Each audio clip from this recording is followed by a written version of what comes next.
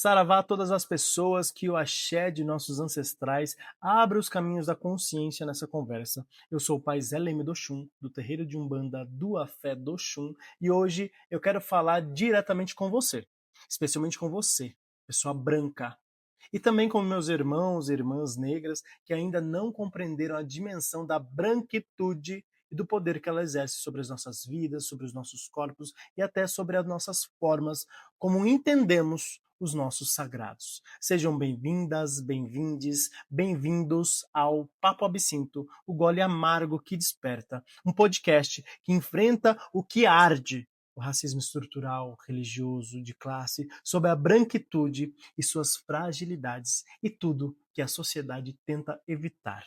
Como o absinto do mestre Camisa Vermelha, entidade qual eu tenho a honra de ser filho, essa bebida é forte, direta e impossível de ignorar. O amargo passa, a consciência fica. Nosso estudo de hoje se baseia no livro Não Basta Não Ser Racista, Sejamos Antirracistas, da professora Robin DiAngelo, uma mulher branca, norte-americana, que se dedica a analisar justamente os mecanismos da fragilidade branca e como ela mantém e alimenta e reorganiza o racismo em cada época da história, que o racismo ele vai se transformando. E aqui eu faço uma correção importante, porque não é possível que um homem negro como eu fale a partir do lugar dela, que é uma mulher branca. Então, eu vou situar as ideias do livro no meu lugar de fala, na minha experiência negra e na espiritualidade preta que sustenta o terreiro qual eu estou hoje à frente. E é importante dizer que este conteúdo não substitui a leitura completa deste livro, tá bom? Então, eu venho trazer esse diálogo sobre o que DiAngelo nos traz. Papo Absinto, Papo Absinto, Saravá Zé Pelintra, Saravá seu Zé. Gole amargo, verdade quente, que desperta a mente, desperta a gente. No axé que gira, no ponto que tinge, que revela quem finge. Zé, que bebe quem fala que cura e enfeitiça. É que bebe quem fala que cura e enfeitiça. Papo absinto, verdade que arde mais ensina. Papo absinto, papo absinto. Beba, entenda, desperte, reaja. DiAngelo mostra como um aspecto profundo da sensibilidade branca, aquilo que ela chama de fragilidade branca, continua funcionando como um dos principais motores de preservação da desigualdade racial. Ela explica neste livro como essa fragilidade ela se desenvolve entre os brancos, como ela os protege de enxergar sua própria responsabilidade e o que é necessário fazer para que eles deixem de ser agentes involuntários dessa violência racial. E veja, ela não tenta provar que o racismo existe, porque essa discussão no livro já está superada, já está mais do que posta. Então ela vem trazendo o que é depois, o que causa e todo o resto dessa estrutura. O racismo está aí, estruturando tudo que há, né, neste livro, mostra essa estrutura que ele faz e que ele tem. A questão dela é outra nesse livro, né? Como que o racismo ele opera? É isso que ela traz nesse livro. Então, como ele se expressa no cotidiano de pessoas brancas, como ele se mantém vivo mesmo quando ninguém se acha racista. E olhe bem, quando ninguém se acha racista. Na edição, né, deste livro, nessa edição brasileira, a autora reforça que, apesar das diferenças entre os Estados Unidos, onde ela vive, né, nessa questão norte-americana, ainda a gente consegue encaixar no Brasil.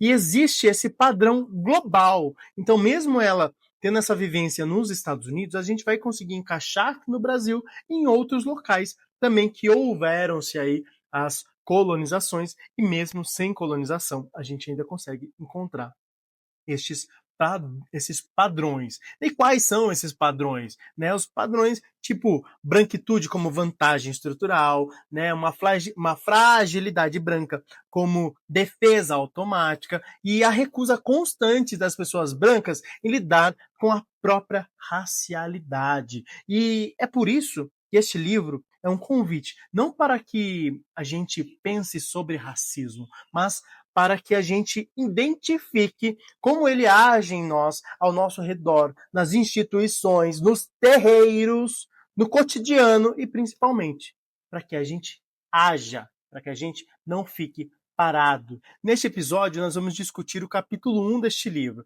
Então já segue e salva para poder receber as notificações dos novos episódios. Compartilha com sua comunidade para que a gente possa espalhar este papo. E bora lá já começar. De cara, Robin DiAngelo, ela trata dos desafios de falar com as pessoas brancas sobre racismo. E aqui eu estou falando como um homem negro, de terreiro, pai de santo, gay, bombeiro militar, consciente de que essa conversa não é simples, mas ela é urgente. DiAngelo, ela destaca que pessoas brancas são socializadas para não se verem em termos raciais, enquanto nós, pessoas negras, aprendemos desde cedo que a raça define como somos tratados, avaliados e interpretados. Muitos brancos, eles crescem acreditando que raça é algo que só diz respeito a outros. Elas raramente são convidadas a pensar na sua própria branquitude, a se entender como um grupo racial ou a refletir sobre os privilégios que esse grupo produz.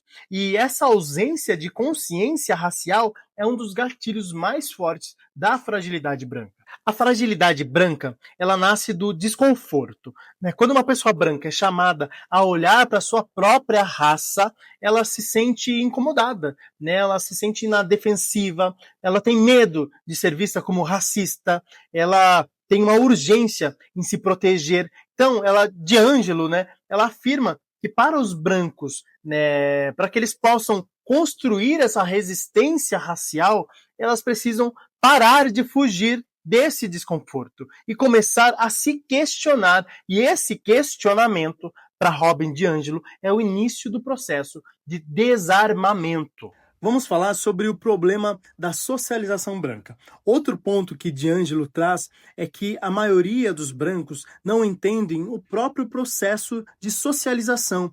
Eles acreditam que suas opiniões são individuais, são originais, vêm da própria lógica, vêm da própria experiência, mas na verdade, brancos repetem padrões coletivos de reação tão previsíveis que parecem até seguir um script nacional, né? E isso acontece porque foram criados na mesma cultura, aprenderam as mesmas narrativas, receberam os mesmos incentivos e nunca foram incentivados a desobedecer esse script, né? Então, esse é o condicionamento cultural que impede que muitos brancos reconheçam a própria participação na estrutura do racismo estrutural que a gente tem na sociedade.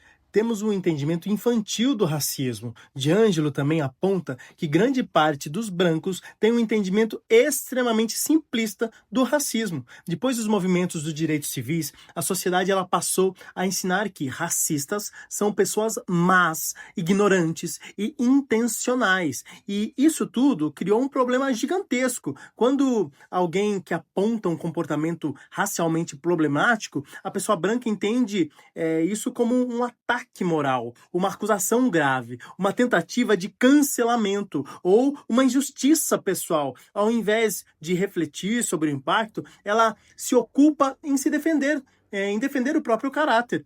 Eu não sou racista, eu jamais faria isso, você está exagerando, isso é mimimi. Essa postura impede qualquer processo de mudança.